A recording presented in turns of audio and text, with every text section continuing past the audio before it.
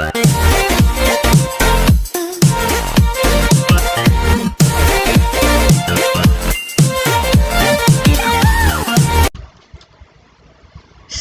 hi guys, welcome again to another video, and for this video I'll be summarizing the chapter 9, which is the transport layer. So let's start first with the role of transport layer. So the transport layer is responsible for establishing a temporary communication session between two applications and delivering data between them. So the transport layer provides services such as connection-oriented data stream support, reliability, flow control, and multiplexing. So for the next one, we have the transport layer responsibilities, and first we have the track individual conversations. So here, by tracking each individual conversation flowing between the source and the destination application separately. And for the next one, we have the segment data and reassemble segments. So by dividing the data into the segment and that are easier to manage and transport. So for the next one, we have identified the application. So by ensuring even when multiple applications are running on a device, all applications will receive correct data. So now let's proceed to the TCP. So the TCP is a reliable because it supports packet delivery confirmation. So there are three basic operations that enable reliability with TCP. So first, we have the numbering and the tracking data segments transmitted to a specific host from specific application. So for the next one, we be acknowledging received data, and for the last one, we will be retransmitting any unacknowledged data after a certain period of time. So for the UDP, we have, if the reliability is not required, the UDP is better transport protocol. So the UDP provides the basic function for delivering data segments between the appropriate applications with very little overhead and data checking. So some applications do not require reliability, and reliability incurs additional overhead and possible delay in transmission. So adding overhead to ensure reliability for some applications could reduce the usefulness of the application and can be detrimental. So for the next one, we have the TCP features. So for the establishing a session, it ensures the data application is ready to receive the data, and for the reliable delivery means lot segments are resent so that data received completely, and same order delivery, it ensures that the segments are reassembled into a proper order. And for the last one, we have the flow control.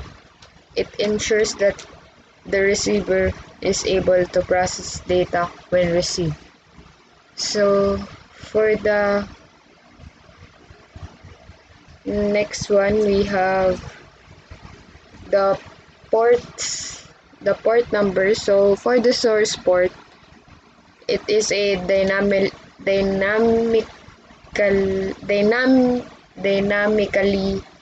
chosen by sending device to identify a conversation between two devices. So an HTTP client usually sends multiple HTTP requests to the web server at the same time. So each separate HTTP conversion is tracked based on the source port. So for the destination port, this is used to identify the application or service running in the server, and the server can offer more than one service at the same time, and offering a web service on port 80 and FTP on port 21 simultaneously. So we have here the TCP header. And the TCP header is a stateful protocol, and it keeps track on a state of the communication session by recording which information it has sent and which information has been acknowledged. And each TCP segment has 20 bytes of overhead in the header, encapsulating the application layer data. And for the UDP features, we have no order data reconstruction, and the data is reconstructed in the order that it is received. And the connectionless, there's no session establishment and no flow control, does not inform sender about resource availability, and unreliable delivery. Any segment loss are not recent. So for the UDP header, we have it is a stateless protocol. Neither the sender or the receiver is obligated to keep track of the state of the communication session. So the reliability must be handled by the application. Live video and voice application must quickly deliver data and can tolerate some data loss, and they are perfectly suited for UDP. And the pieces of communication in UDP are called datagrams, and these datagrams are sent as best effort in transport layer protocol. So the UTP has a low overhead of 8 bytes. So that's all for this video. Thank you for watching. See you again on the next video. And additional for this chapter, I'll be including the conversation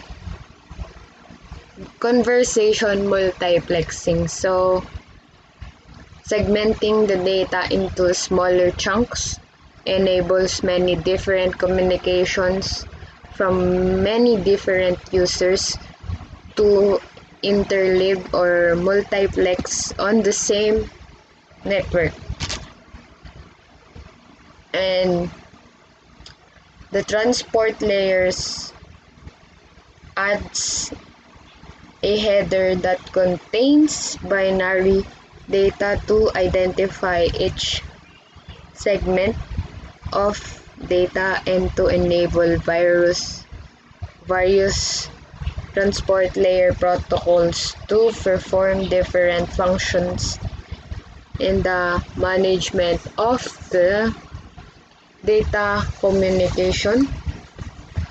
So that's all for this video. Thank you for watching.